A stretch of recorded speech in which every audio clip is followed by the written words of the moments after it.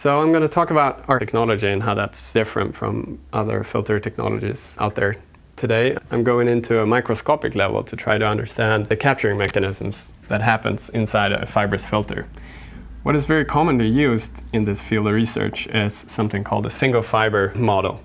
So you're basically taking one of the filter fibers inside of your filter, you cut it in half and you're looking at it from the side, and it looks something like this.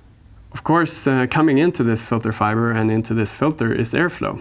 Approaching the fiber, the airflow wants to go around the fiber and out to the other side. So the flow pattern looks something like this.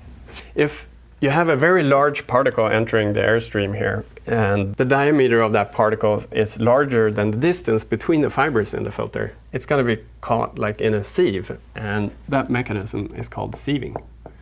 Easy to remember. The second capture mechanism is when you have particles approaching the filter fiber, and they're right here in the middle of the flow pattern. It's not going to deviate and follow the airflow around. It's going to be caught right in the center of this fiber. That is called direct impact.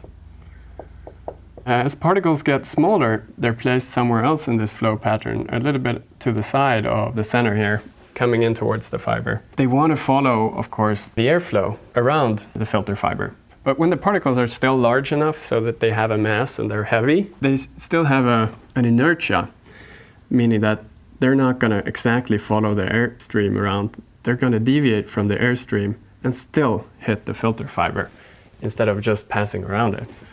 And that capture mechanism is called inertia.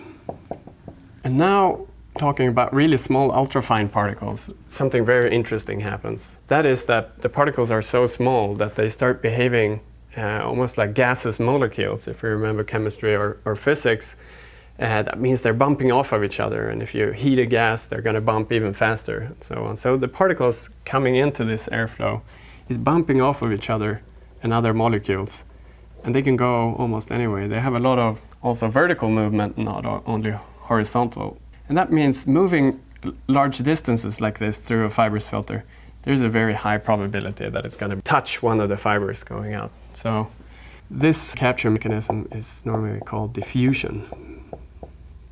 So this, when you're looking at a mechanical filter, are the four main capturing mechanisms.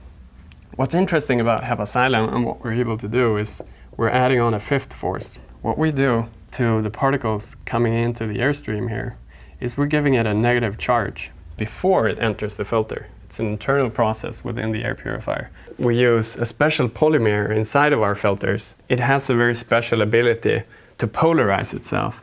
So in the presence of a charged particle, it can show an opposite charge towards the particle, creating a net attraction force.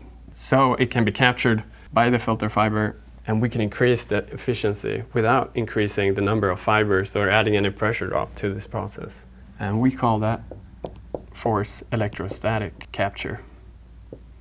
So that means, in addition to the four traditional mechanical forces, we've added the fifth, electrostatic. That can increase the filtration efficiency of the filter without adding fibers or making the filter more dense. So we could have a high filtration efficiency at a high airflow rate with less noise and less energy consumption than other competing technologies. And that is the secret of Hepasilent technology.